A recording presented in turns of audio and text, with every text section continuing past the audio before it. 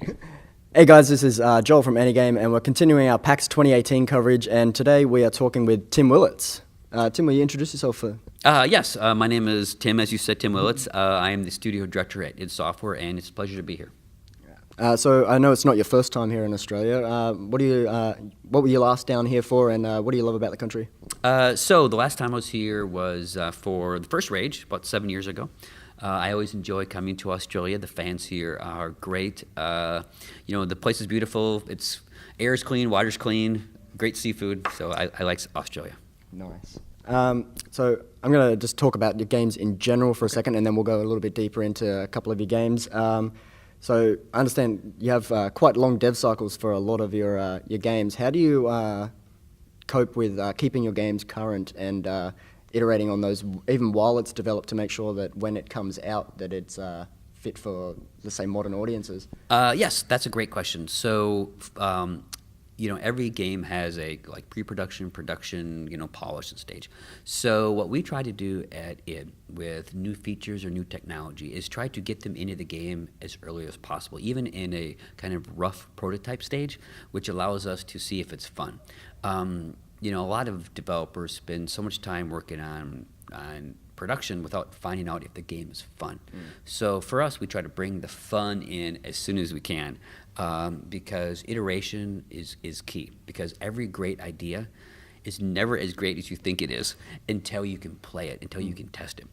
And then for us, we have at id Software some of the world's best programmers, and we continually push our technology to make the games look amazing and to run really fast.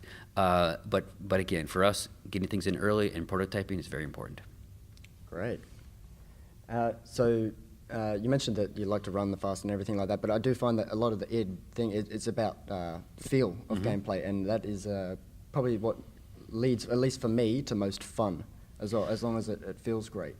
Yes, so we like to call it the kind of id-style combat, where we have meaty, over-the-top, situational-based weapons. We have movement as offense and defense.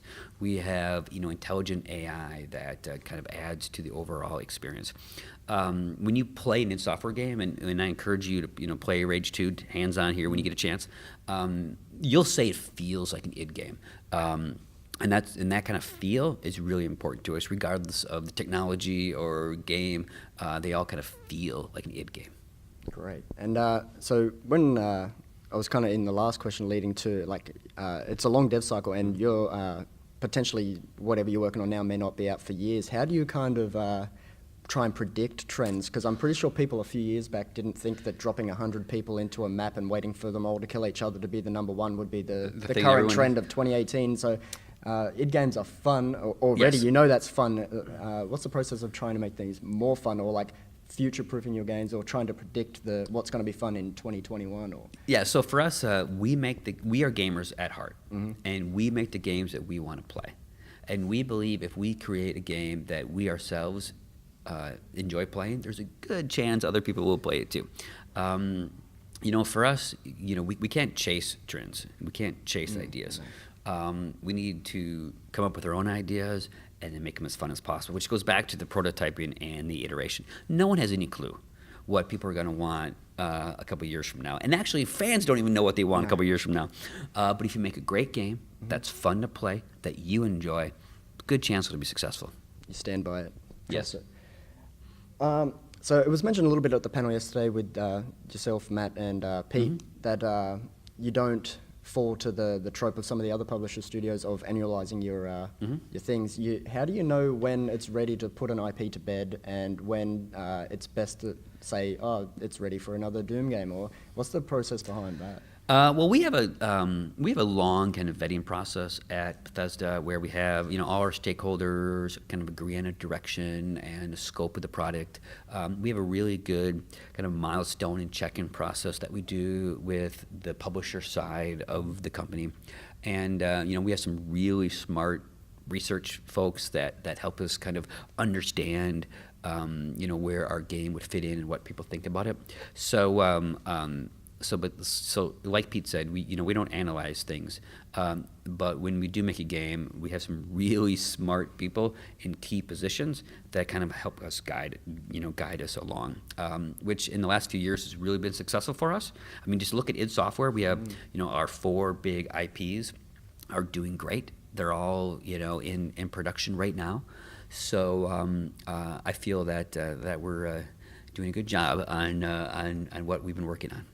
Great. So you may have touched on my next question is like, how do, as a studio, be like, it's time for a new IP, or let's try something new? And obviously that needs to go through your pre-production stage Yes. and everything like that, but is there a process around that? Is it based on sales? You don't have to mention sales or anything, but is it, when as a studio do you decide it's time to work on something new? Maybe, even if that's like the dev team being like, we don't want to make hell anymore for Doom, or does that come into it? Or? Well, I mean, yes. I mean, people always talk about, every great game designer has, a handful of great game ideas.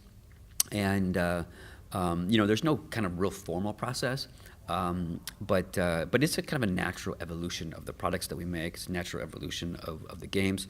One of the great things about Bethesda is, as an organization, it's very supportive. Mm-hmm. So you've seen, new IPs from these other studios around the organization. And, like I said, they're all vetted. We have these certain check-in processes. We have some really smart people that help guide us. So it all really kind of depends on the team, depends on what they want to make, and depends on how it fits in an overall portfolio. Mm-hmm. Like it is, if you look at what Machine Games has done with Wolfenstein, what the Doom guys are doing with Doom, we have Quake Champions is running. We have a tournament tomorrow at PAX, and then Avalanche and id with Rage. Each of those games has a unique feel and position, but they have that id Software DNA that weaves through them all. And so, each studio is different, and each game is different, but I think we have a good kind of formula for success. Great. So I'm going to jump into some Rage 2 stuff now. And first off, fairly to jump into it, what can players expect or be excited for change compared to Rage 1 to Rage 2? What's the biggest change up? Yes, well, so the big thing is Rage 2 delivers on the promise of Rage. And we had a lot of great things in Rage 1. Millions of people played it. But with Rage 2, we have a true open world game.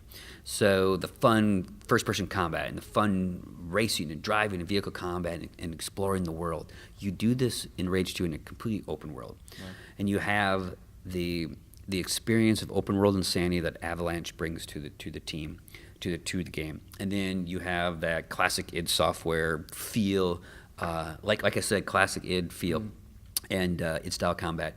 And those mixed together really make for a fun experience. So definitely play it. I'll be heading down to play it. Yes. I've also found in recent years it's become fairly popular in the gaming industry to, even with numbered sequels, to still fall back on you don't need to have played the first one, yes. Or it's safe to jump in. So yes. How, I know Rage 2 set 30 years after yes. the original Rage. Is it still open to new players, but you wanted to reward those other players that had gone through Rage 1, and what was the kind of thought process behind that? Yes, you don't need to have played the first one. You are absolutely correct. Because it's been a few years since the first game, we knew that there would be newer fans to the franchise. So we purposely pushed the fiction far enough ahead to separate them. We have a new main character who talks, which is cool, and so we'll fill you in on what you may have missed. We have a new story, of course. So don't worry if you haven't played it. We have even new game mechanics. We have a new controller configuration. It's a very different game. Yeah. But if you've played the original, there are some things that there's some characters that have come back, and there's some places that are new and changed. So you get that kind of experience. You get to see how the world has evolved in the last 30 years, and that's enjoyable. But it isn't a requirement. So don't worry about it if you haven't played it. But it's available on digital downloads, so you can still have a chance to play Rage 1 before Rage 2 comes out. Awesome. I did read on Wikipedia, so correct me if it's wrong, but it did say that you mentioned at the time of Rage 1 that it was kind of limited by the technology at the time. Can you talk about what you're able to do now that you weren't able to do in Rage? You've touched on the real open world. What else are you able to do in this one that you were restricted or... Well, I mean, like I mentioned, the first game had a lot of great things to it, But because we had these level loads, it felt like all kinds of separate experiences. And, Megatexture was pretty. It looked good, but it wasn't great for gameplay. So we don't have to worry about that anymore. So it really is, it's all connected. And that makes a huge difference with feel and tone of the game. Being able just to drive somewhere, jump out and play, or just walk into the town and talk to people without having to wait for a level load is a huge difference. And then just the experience of working with Avalanche. That team knows how to do open world games. Look at what they've made with Max and Just Cause. So it's the right technology with the right partner and a great IP that allows a lot of flexibility for us to be creative. So their Mad Max game seems to have inspired Definitely. some of the mechanics Yes. in the in Rage 2. So you did touch on that, the partnership thing. So how did that kind of come about? And would you be open to? Did you approach them and say, I think this is what id could bring to Rage 2, or we want your expertise on Rage 2? And is there partnerships like that you'd be open to in the future, of people taking id IP and saying that, I don't know, that they have expertise and think that Doom would be good, they could do that? Would talk a bit about the partnership and if you'd be open to those kinds of things. So the partnership is a lot what you explained. They had wrapped up their game. We've always wanted to make another Rage game. They liked working with us. They had the very similar sensibilities. We gave them a lot of freedom, and they came with some amazing ideas. Some stuff that we would not have thought of. They really brought a ton to the table, and it's been a pleasure to work with them. And we have worked with other teams, like Machine Games, is doing all the Wolfenstein stuff. Mm-hmm. And those guys are creative geniuses. And they've taken the Wolfenstein brand and franchise into a whole new direction. They gave BJ a life and a story, and the cinematics are so engaging and emotional. So also something that we would not have done. So finding the right team to work with a franchise and do it so well has really been successful for us. And we'll just kind of continue to look for partnerships, in the future, because like I said, it's worked for us really well. Yeah, that's great. So a little bit of a bridging question, because we're going to jump into some Doom stuff now, where you can talk about for Doom, but we know that Andrew WK is involved with the music side of Rage 2. Is fellow Aussie Mick Gordon involved at all with Doom? No, he's got his his Doom stuff, but yeah, he's not working on Rage 2. But he's sorry, is he working on Doom Eternal? Oh, well, I have to. Or if it's been confirmed. There's very little that I can say that's new about Doom Eternal. But did you see the QuakeCon release? Did you see the video the gameplay video? Yes. That's pretty awesome, wasn't it? Yeah, it was great. So you did touch on it a little bit before about putting franchises to bed and the best time to get them back out. What was it like back in 2016, where it's pretty well known in the gaming industry that after Doom 3, it went through a little bit of a development hiccups. What was it like when you finally got Doom 2016 out and it was met with the reception it was? Yes, it made it all worthwhile. yes, because at the time people were like, "What are you doing with Doom? Oh, you guys are taking for so long." And then when it came out, it's like, okay, it's all good. It's good. Yes, because success makes everything better. Yes. So it just goes to show that, like Bethesda believed in the studio, we believed in ourselves. We did what we needed to do, and it turned out great. And it was really rewarding to have that game come out. And since then, we've been doing great things at the studio. So it was very rewarding. So Doom kind of shaped the first-person shooter for a lot of other studios going forward over the last 20 or so years. So when you decide to go back to that and revolutionize it for a today audience, how do you decide, it's got to have the id look and feel and the classic things to make it Doom, but how do you decide what kind of new things you want to bring into the Doom experience to make it a game of this generation? Yeah, so for really any type of game, whenever you make a new game based on a storied franchise, it's really important that you capture kind of that soul and spirit of the game. Specifically with Doom, Marty Stratton, the game director, and Hugo Martin, those guys first focused on the spirit and feeling of the original. The intense combat, the over-the-top demons, and the weapons. So they focused on that spirit and that core, and as soon as they had that, then they just kind of layered on modern features and modern things that players want. But because the core was there and the experience was there, everything else just made it so much easier to add in. So that's really the secret, regardless if it's Doom or any other game. If you're going to make one based on something else, you need to capture that spirit and capture that soul. It's critical. And then find where you're going to push the envelope from there. Yes. Awesome. So over the last few years especially, Bethesda's been kind of known or become associated with this really cool game reveal, and it's out within a fairly recent window, which a lot of gamers really appreciate, and I appreciate. But that also means that you guys need to keep the secret of the game development secret for a lot longer. How is it not being able to talk about your game or let it known out in the world, or is it stressful internally, hoping it doesn't leak or whatnot? We have great employees. We have a great organization that knows what to say, what to share. It actually does work out well for us. Like look what we do with Rage. We announced Rage. A couple weeks later, we were at E3. People played it. I mean, we've hit 1, 2, 3, and next year it's going to come out.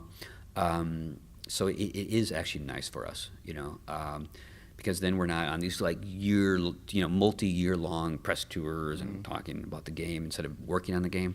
So I really like the way that we do it as an organization. And then we also talk to our fans. Like our Doom reveal is with the fans at QuakeCon. And when we went to E3 with Rage 2, you could play it. So it wasn't like some secret behind the door revealed to only special journalists. We want the fans to play it. So that's really worked out well for us. Yeah, you do. Id and Bethesda seem to really appreciate your fans, and it does show. And it's I think it was at E3 it was announced you were the most popular publisher or the most fan-loved publisher at Bethesda as awesome. Or for supporting most platforms and everything like that. So that's cool. Well done.